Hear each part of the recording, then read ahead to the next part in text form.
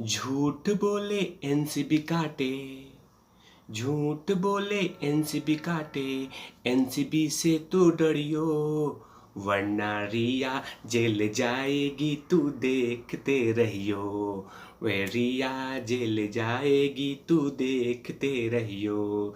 जब रिया जेल जाएगी तू फाइल लेके जाएगा, फिर बेले तू कराएगा जब बेल नहीं मिलेगा। नमस्कार, आप देख रहे तिवारी भैया, मैं हूं वेद प्रकाश। झूठ बोले कौआ काटे, कल उसमें मैंने थोड़ा सा सेट किया था, लेकिन मैं बता दूं कि जिस तरह से मैंने कहा था कल या परसों, कल कहा था कि जब रिया चक्रवर्ती के खिलाफ एनसीबी ने चार्जशीट दाखिल किया है, उसके बाद कहीं ना कहीं बहुत लोग के बयान ऐसे आएंगे कि रिया को बचाएंगे, बयान ऐसे देंगे कि रिया को बचाएंगे। अब वही हो रहा है। रिया के वकील सतीश मानिशिंदे साहब ने उन्होंने एक बयान जारी किया है और कहा है कि पता नहीं ये गलत हो रहा है, रिया को फंसाया जा रहा है, रिया तो ऐसी है ही नहीं, रिया तो हॉर्लिक्स गर्ल है, रिया तो बॉर्नविटा पीती है, पता नहीं समीर वानखेड़े से क्या दुश्मनी है कि रिया को फंसा रहे हैं। रिया इतनी क्यूट है, इतनी मासूम है कि पूछो मत, ये तो गलत बात है, रिया को फंसाया जा रहा है, ये बिल्कुल गलत है। भगवान जाने कि क्या हो रहा है, बताओ ना। ऐसा ही कुछ सतीश मानिशिंदे साहब कह रहे हैं कि रिया को जानबूझ के फंसाया जा रहा है। ये जो रिपोर्ट है ये फूसी बम की तरह है, फूसी बम की तरह है। रिपोर्ट इतनी बड़ी है लेकिन फटे उठेगी नहीं, और रिया जल्द से जल्द बाहर आ जाएगी, और वो भी मुस्कुराते हुए। उन्होंने क्या कहा है जरा मैं बता दूं, उसके बाद चर्चा की शुरुआत करूंगा। उन्होंने कहा है कि मैं हैरान हूं, मैं विचलित हूं, परेशान हूं कि ऐसा क्यों हो रहा है, ऐसा क्यों हो रहा है। या तो ये आरोप सारे गलत हैं या भगवान ही सच जानता है। बिल्कुल सही कह रहे हैं सतीश मानिशिंदे साहब, बिल्कुल सही कह रहे हैं। भगवान सब जानते हैं, भगवान सच जानते हैं, और भगवान जानते हैं तभी ये सब कुछ हो रहा है। अगर भगवान जी नहीं जानते ना, तो आपकी जो क्लाइंट है ना रिया चक्रवर्ती, उनकी जैसा जो फिल्म के साथ हुआ ना, चेहरा फिल्म जो छीना गया है ना, अभी और कुछ छीना जाएगा। उसके बाद उन्होंने कहा कि यह चार्जशीट एक फूसी बम की तरह है, जो बेवजह सबूतों और सुप्रीम कोर्ट के जजमेंट के बाद भी एनडीपीएस एक्ट के सेक्शन 60 के तहत लिए गए सभी बयानों पर नींव पर खड़ी है। मानिशिंदे ने कहा अंत में जीत हमारी होगी, यानी जीत उनकी होगी। लेकिन सतीश मानिशिंदे साहब अपने आपको यह भी बताना चाहिए था कि रिया को एनडीपीएस जो कोर्ट है उसने जमानत दी है। जमानत जो 7 अक्टूबर को जमानत दी गई है, उसमें जमानत दी गई है वो भी शर्तों पे दी गई है। यही बताना चाहिए था, शर्त पे।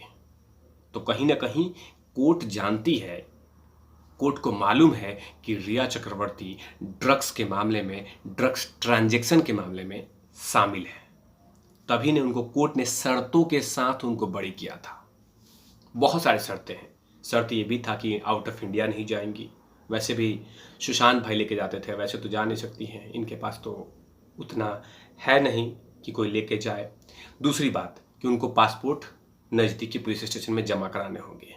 तीसरी बात कि वो जब 10 दिन के अंदर में जाके थानों के बीच में, थानों के पर रिपोर्ट दिखाएंगी, अटेंडेंस देंगी। सो बहुत सारी शर्तों के साथ उनको रिलीज किया गया था, जमानत दिया गया था, लेकिन बरी नहीं किया गया था। ये बताना भूल गए सतीश मानिशिंदे साहब, बरी नहीं किया गया है, उनको जमानत दिया गया है, और जमानत पे अभी भी बाहर है। लेकिन जिस तरह से मैंने कहा था कि जिस तरह से उन पे ये समीर वानखेड़े साहब का रिपोर्ट आएगा, वो कहीं ना कहीं तिलमिलाहट और उनकी ज़मीन गर्म कर देगी, क्योंकि रिपोर्ट ही है 52,000 पन्नों का। तो सतीश मानिशिंदे साहब को कहीं ना कहीं ये देखना चाहिए कि समीर वानखेड़े साहब ने जो रिपोर्ट बनाया है वो रिपोर्ट बड़ा स्ट्रांग है। और जब समीर वानखेड़े साहब जब रिपोर्ट बनाते हैं तो कहीं ना कहीं वो रिपोर्ट हर पहलू पे जांच करके उस चार्जशीट में दी गई है। कि समीर वानखेड़े साहब जब रिपोर्ट बनाते हैं तो डेप्थ इंफॉर्मेशन होती है, और जो रिपोर्ट बनाई गई है वो ऐसे नहीं बनाई गई है कि आंख बंद करके बैठे, हाँ रिया का नाम डालते हैं, दीपेश सावंत, उसके बाद और किसका नाम डालना है, हाँ चाय लेके आओ, हाँ डाल देते हैं सबका नाम, ठीक है, हाँ डाल दिया।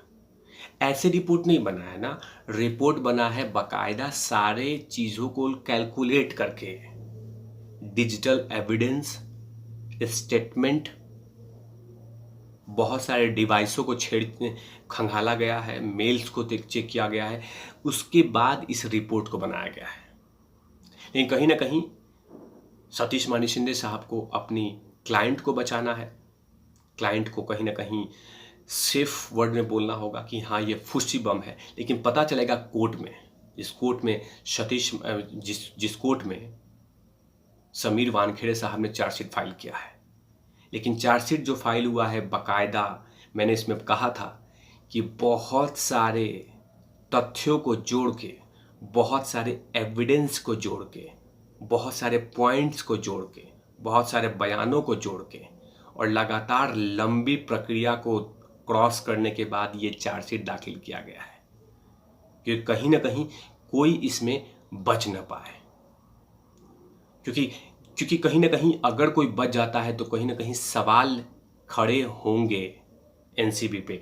इसीलिए एनसीबी ऑफिसरों ने जमकर मेहनत की है, और वही मेहनत तो है कि 52,000 पन्नों का चार्जशीट दाखिल किया है। 12,000 हार्ड कॉपी, 40,000 हार्ड कॉपी। तो कहीं ना कहीं ये तमाम प्रक्रिया से क्रॉस करने के बाद बना हुआ है। लेकिन कहीं ना कहीं मैंने कहा था कि रिया चक्रवर्ती का या तो किसी और का स्टेटमेंट आएगा कि रिया को फंसाने के लिए षड्यंत्र रचे जा रहे हैं, रिया को फंसाने के लिए ट्रैप बिछाए जा रहे हैं। रिया तो एक मासूम है, रिया निर्दोष है, रिया तो संस्कारी बहू है, रिया तो संस्कारी लड़की है, रिया तो ऐसी कुछ गलती किया ही नहीं है, रिया तो बिल्कुल निर्दोष है। उनके घर से हॉर्लिक्स का क्वांटिटी मिला है, ड्रग्स का नहीं। समीर वानखेड़े साहब जानबूझ के कर रहे हैं। मैं एक सलाह दे रहा हूँ रिया चक्रवर्ती को, अगर इतना ही शक है समीर वानखेड़े साहब का तो उनके खिलाफ भी जांच करवाने के लिए रिक्वेस्ट कर लीजिए। जैसे सुशांत सिंह राजपूत के केस में बाकायदा वाइट कपड़ा पहन के आई थी और गृह मंत्री जी से और मोदी जी से विनती किया था सुशांत सिंह राजपूत के सीबीआई जांच कराइए, तो वैसे ही इनकी भी जांच करवाइए अगर समीर वानखेड़े साहब गलत हैं तो। लेकिन ऐसा कुछ भी नहीं करेंगी, क्योंकि कहीं ना कहीं उनको पता है कि समीर वानखेड़े साहब जो जांच किए हैं वो जांच में बाकायदा हर चीज़ें सत्य है, हर चीज़ सही है।